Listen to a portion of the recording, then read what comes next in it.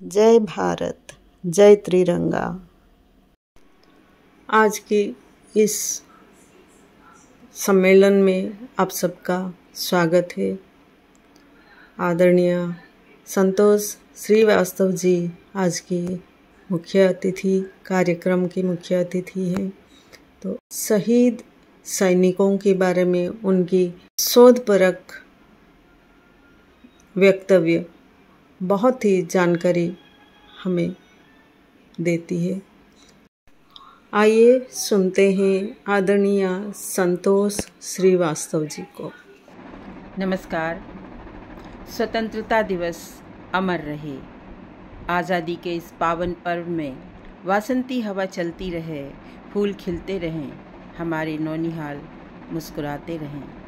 कहा भी गया है कि लंदन देखा, पेरिस देखा और देखा जापान, पूरे जग में कहीं न देखा दूजा हिंदुस्तान। जी हाँ दोस्तों, हमारा भारतवर्ष प्राचीन काल से ही पूरे विश्व में अग्रणी रहा है, आज भी अग्रणी है। ब्रिटिश काल के उन काले पृष्ठों को हमारे स्वतंत्रता सेनानियों ने अपना बलिदान देकर सुनहले अक्षरों में, सुनहले पृष्ठों में बदल दिया है। आइए आज कुछ गुमनाम शहीदों को याद करते हैं। ऐसे शहीद जिन्होंने अंग्रेज़ों का जीना दूभर कर दिया था। वे इतने खूंखार थे कि अंग्रेज़ों की रातों की नींद उड़ गई थी और उन्होंने उन्हें कैद करके हज़ारों किलोमीटर दूर निर्जन द्वीप पर छोड़ दिया था, कैद कर लिया था, और वो था अंडमान। वहाँ पर सेल्युलर जेल में जब मैंने अंडमान निकोबार की यात्रा की और सेल्युलर जेल गई, तो वहाँ लाइट एंड साउंड शो में मैंने इन स्वतंत्रता सेनानियों को दी जाने वाली प्रताड़ना की कहानी सुनी और मेरे रोंगटे खड़े हो गए। कल्पना करिए, चारों ओर गरजता सागर, घना जंगल, बड़े बड़े मच्छर, जोंक, और इन सब के बीच 1857 के गदर के पकड़े गए स्वतंत्रता सेनानियों को कैद करके रखा गया था। और उनकी सज़ा भी 3 तरह से उनकी सज़ा मुकर्रर की गई। 3 हफ्ते तक वे इन सज़ा को भोगने के पश्चात, जिसमें उनके पैरों को लोहे की जंजीरों से बांध दिया जाता था, हाथों को भी पीछे कमर की ओर ले जाकर लोहे की जंजीरों से बांधा जाता था और पीठ पर कोड़े बरसाए जाते थे। 3 सप्ताह तक ये सज़ा चलती थी और उसके पश्चात उन्हें काल कोठरी नसीब होती थी। उस काल कोठरी में वो अकेले रखे जाते थे। अंग्रेज़ों को डर था कि कहीं मंत्रणा कर हमारे खिलाफ मंत्रणा ना करें। उनके गले में एक लोहे का रिंग डाला जाता था, जिस पर एक लकड़ी के पट्टे में उनकी सज़ा और उनकी कैद की तारीख और उनका नंबर लिखा जाता था। बाद में वो उन्हीं नंबरों से सेल्युलर जेल में बुलाए जाते थे, वही नंबर उनकी पहचान थी। इन्हीं काल कोठरियों में वीर सावरकर भी रहे, जिन्हें नासिक के जो कलेक्टर थे तत्कालीन, उनकी हत्या की साजिश के जुर्म में 10 साल की कड़ी कैद की कालापानी की सज़ा दी गई थी। उसी जेल में उनके भाई बाबा राव भी थे, लेकिन दोनों को आपस में कभी मिलने नहीं दिया गया और उन्हें पता ही नहीं था कि दोनों एक साथ इस जेल में हैं। बाद में जब भारत स्वतंत्र हुआ तो 1966 में वीर सावरकर की मुंबई में मृत्यु हुई। इन काल कोठरियों में जो कैदी थे, हमारे स्वतंत्रता सेनानी थे, उनसे ही अंग्रेज़ों ने पूरा अंडमान द्वीप बनवाया।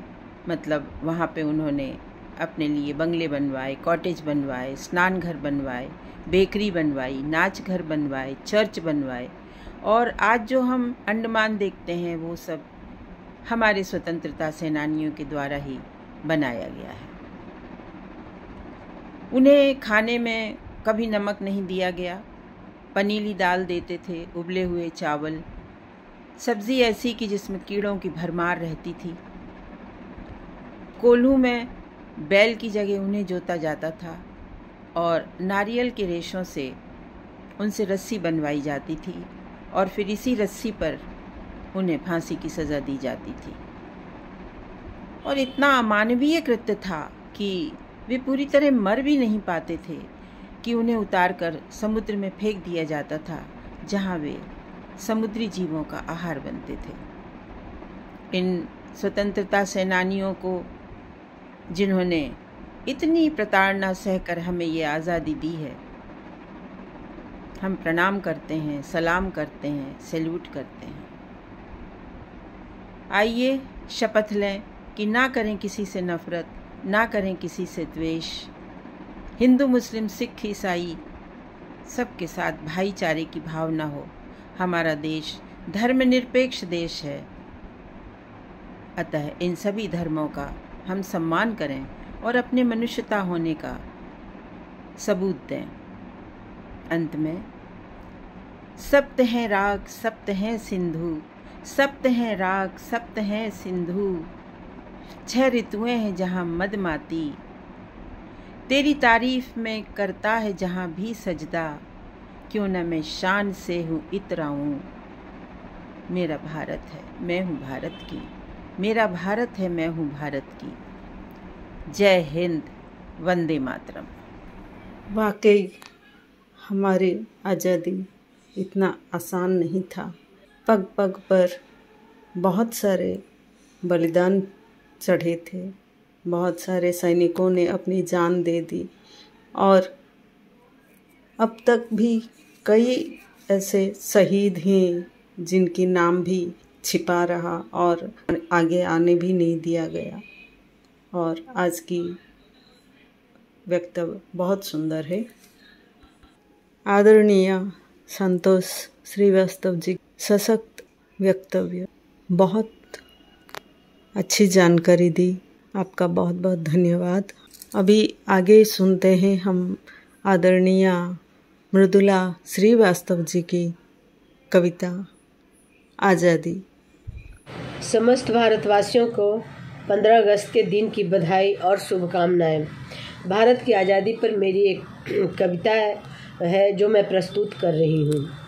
मैं हूँ परचम भारतवर्ष का, लहराता हूँ शान से, मुझे गगन में फहराता देख भारतवासी भर जाते अभिमान से। सन 1947 का यह दिन 15 अगस्त आया झूम कर, खुशियों की सौगातें लाया वीर धरा को चूम कर। मिली आज़ादी देश को जब लाखों वीरों ने त्यागे प्राण, भागे अंग्रेज छोड़कर भारत, नर नारी में जब आया ज्ञान। वीर शहीद जवानों ने जब किया धरती को रक्तदान, तब समझा भारतवासी ने उनका दिया हुआ बलिदान। आसमान में देख फहराता फटती दुश्मन की छाती, अब न कभी सौंपेंगे भारतवासी अपनी थाती। आसमान में देख फहराता फटती दुश्मन की छाती, अब न कभी सौंपेंगे भारतवासी अपनी थाती। विजय गर्व से लहराता हूँ, मन में गर्व जगाता हूँ, मैं हूँ परचम भारतवर्ष का, शान से लहराता हूँ। विश्व विजय करूँगा एक दिन, यह सबको बतलाता हूँ, मैं हूँ परचम भारतवर्ष का, शान से लहराता हूँ। वंदे मातरम, वंदे मातरम। विजय गर्व से लहराता हूँ, मन में गर्व जगाता हूँ, मैं हूँ परचम भारतवर्ष का, शान से लहराता हूँ। वाह, क्या बात है, क्या पंक्तियाँ आपने दी है, बहुत बहुत सुंदर पंक्तियाँ आदरणीय। आगे हम सुनते हैं मुंबई से आदरणीय सत्यवती मौर्य जी को, तो आइए सुनते हैं। नमस्कार, आप सभी को स्वतंत्रता दिवस की हार्दिक शुभकामनाएं। एक रचना प्रस्तुत है। तिरंगे में बसती हमारी आन बान शान है, पीढ़ियों से बना हुआ ये देश का अभिमान है। हर रंग है खिला हुआ, हर रंग में हमारी जान है, तिरंगे में बसती हमारी आन बान शान है। कल हुए शहीद जो, उन पे करते हम अभिमान है, आज भी नमन उन्हें, कल भी हमारा प्रणाम है। तिरंगे में बसती हमारी आन बान शान है, अपना सब कुछ वार दिया देश पर, यही तो स्वाभिमान है। माटी की हरियाली में बसती हमारी जान है, तिरंगे में बसती हमारी आन बान शान है। शांत रंग सफ़ेद है, शांति के ध्वजवाहक हैं हम, पिएंगे फिर न कोई हलाहल, मन में लिया ठान है, तिरंगे में बसती हमारी आन बान शान है। सर पर केसरिया पग बांधे, जोश अपने तन पर साधे, फड़कती हैं बाहें अब भी, यदि देश को हुआ नुकसान है, तिरंगे में बसती हमारी आन बान शान है। बहुत बहुत धन्यवाद। तिरंगे में बसती हमारी आन बान शान है, पीढ़ियों में बसता हुआ ये हमारा अभिमान है। क्या बात है, बहुत सुंदर। आदरणीय सत्यवती मौर्य जी, हम आगे बढ़ते हैं और सुनते हैं आदरणीय मंजू गुप्ता जी को। तिरंगा भव्य तिरंगा भारत माँ की शान, देवीर शक्ति देशभक्ति जनमन का है गान, जनमन का मिट्टी चंदन करते वंदन, भारत माँ की शान, भारत माँ की पहचान। ये राष्ट्र गर्व है, ये राष्ट्र गर्व है आजादी सुख हरवादी, सत्य अहिंसारा। हे जगगुरु भारत, हे जगगुरु भारत, करते चाहत देता मन उत्साह। ध्वज लहरा हर घर अंदर बाहर, सजा हिमालय राज। जन दे कुर्बानी, हर सेनानी करती दुनिया नाज।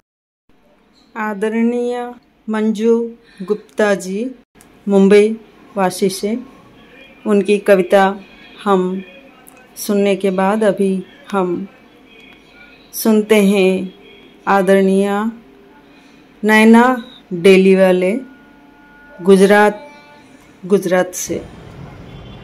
ગુલાબી દો તમામ નદીઓની સરસતા અને પ્રવાહ, કરો કર્મકાંડ તેના તટ પર ભરપૂર અંધવિશ્વાસથી, વહાવ્યા કરો રાસાયણિક કચરો તેના પ્રવાહમાં।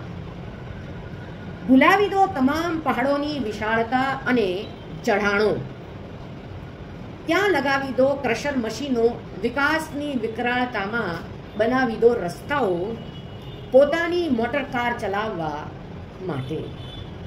ભૂલાવી દો તમામ જંગલોની વનસ્પતિઓ અને હરિયાળી, વેચી નાખો એ જમીન ધનવાનોના નામે, કાઢી મૂકો યા મારી નાખો ત્યાંના વનચરો અને આદિવાસીઓને। ભૂલાવી દો બધી પરંપરાઓને અને સંવેદનાઓ આપણી, રૂઢિઓનો કરો વેપાર અને ભરતા રહો તિજોરીઓ। ભૂલાવી દો પોતાની તમામ માણસાઈ, અત્યારે અત્યંત જરૂરી છે વિકાસનો નારો અને રાજનીતિ। અધર્મની જાગીરને બચાવ્યા કરો, ધર્મનું રટણ કરતા રહો, कुटिलतापूर्वक प्रसन्नचित रहिने। ये मातृभाषा गुजराती में प्रस्तुत मेरी कविता है। प्रकृति के एक एक तालाब है, नदी है, पर्वत है, पहाड़ है, उन सब को खत्म करके किस प्रकार हम आज राजनीति और कुटिलता के कारण, अधर्म के कारण अपनी सुविधाओं के कारण हम ह्रास कर रहे हैं उन तत्वों का, उन चीजों का जो प्रकृति ने हमें अपना जीवन सुखी करने के लिए दी है। ये है इसका मॉरल। धन्यवाद, नमस्कार। आदरणीय नैना डेलीवाले गुजराती कविता हमने सुने। अभी हम चलते हैं सुनने आदरणीय पद्मा मिश्रा जी की कविता। मैं पद्मा मिश्रा, मेरी कविता का शीर्षक है जाग रहा है मेरा भारत। जाग रहा है मेरा भारत। एक नया संकल्प नया दम, एक नया संकल्प नया दम, एक लक्ष्य की ओर चले हम, आदर्शों के दीप जलाकर नए सूर्य को आज गढ़े हम। जनमन ने फिर आज चुना है, जनमन ने फिर आज चुना है, विश्वासों का नया मुक्ति पथ। जाग रहा है मेरा भारत। फिर अतीत से वर्तमान तक संवर रहा है एक नया पुल, फिर अतीत से वर्तमान तक संवर रहा है एक नया पुल। नव विकास के कमल खिलेंगे, जो था पथ दुर्गम तृण संकुल। तो विश्व चकित हो आज देखता, विश्व चकित हो आज देखता, भारत का गौरव नवजन्मत। जाग रहा है मेरा भारत, जाग रहा है मेरा भारत। सौंप दिया है हमने तुमको अपने सपनों उम्मीदों को, सौंप दिया है हमने तुमको अपने सपनों उम्मीदों को। देश जगेगा देश बढ़ेगा, देश जगेगा देश बढ़ेगा, चुनौतियों को विजित करेगा, धरा गगन तक गूंज रहा है। जय भारत माँ, जय प्रिय भारत। धरा गगन तक गूंज रहा है, जय भारत माँ, जय प्रिय भारत। जाग रहा है मेरा भारत, जाग रहा है मेरा भारत। पद्मा मिश्रा जी के बाद हम सुनते हैं आदरणीय मंजुला पांडे जी को, जो हल्द्वानी से हैं। सादर नमस्कार। सबसे ऊंचा है दुनिया में झंडा हमारा, मेरी माँ प्यारी माँ, ओ मेरी धरती माँ। रक्षा करेंगे जी जान लुटा कर, मिलके रहेंगे गले सबको लगा कर। रक्षा करेंगे जी जान लुटा कर, मिलके रहेंगे गले सबको लगा कर। ढह जाएगी एक दिन भेद की दीवार, सबसे ऊंचा है, सबसे ऊंचा है दुनिया में झंडा हमारा, मेरी माँ प्यारी माँ, ओ मेरी धरती माँ। दीनों दुखियों की सेवा हम करेंगे, वन और उपवन की रक्षा हम करेंगे।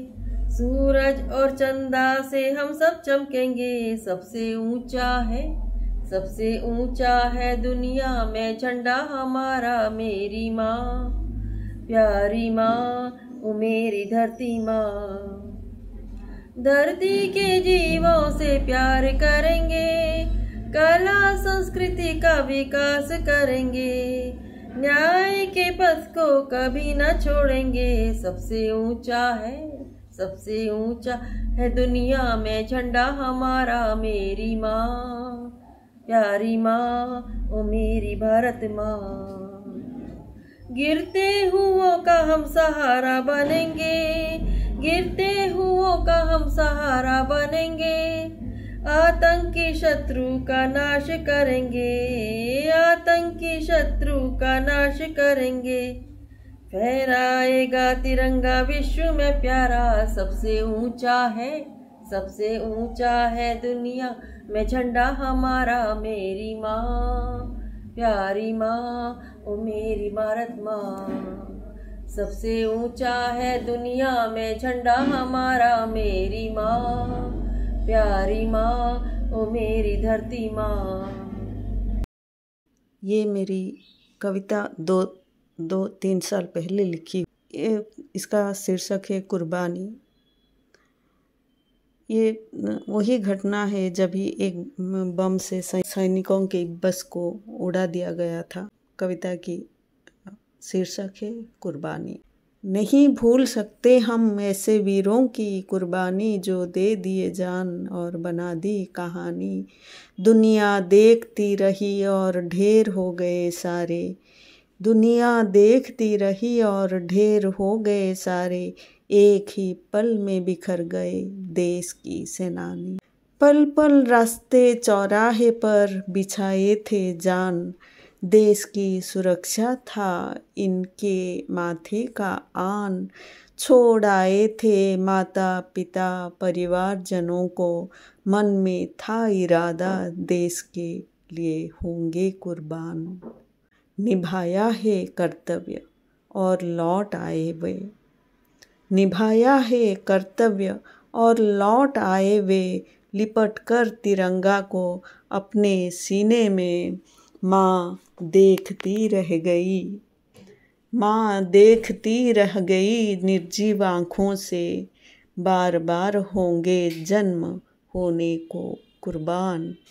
सुहागन की चूड़ी टूटी फिर न जुड़ी, सुहागन की चूड़ी टूटी फिर न जुड़ी, बिखरा काजल ऐसे फिर न संवरा।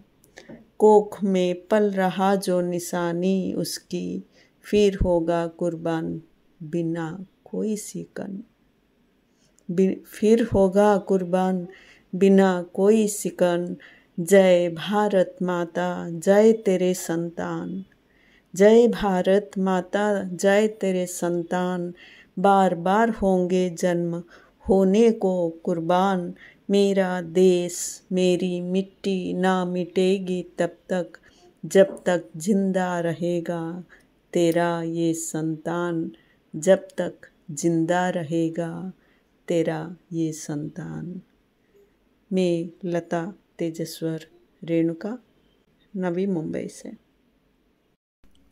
इन सभी कविताओं को सुनने के बाद मुझे याद आता है 1967 में लिखी कविता मेरी देश की धरती।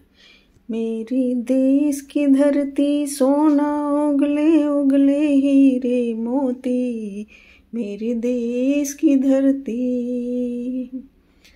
उस दिन एक समय था और आज एक समय है।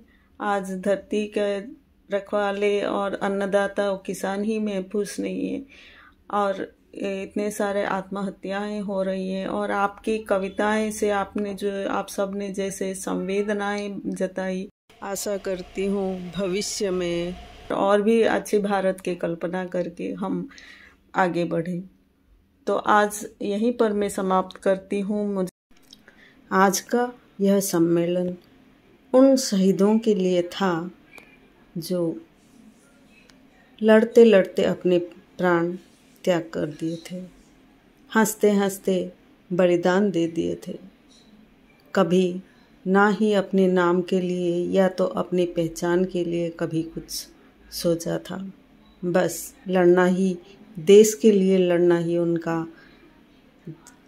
उनका शान था और वे वैसे ही लड़ते लड़ते चल बसे। और ऐसे ही हम शहीदों को याद करते हुए आज की काव्य सम्मेलन बहुत सफल रहा और आप सबका बहुत बहुत धन्यवाद देती हूँ कि आज आप हमारे सम्मेलन में आए और हमें बहुत सारी शहीदों के लिए अपनी मनोभावों को हमारे साथ साझा किया। आप सबका बहुत बहुत आभार व्यक्त करती हूँ। धन्यवाद।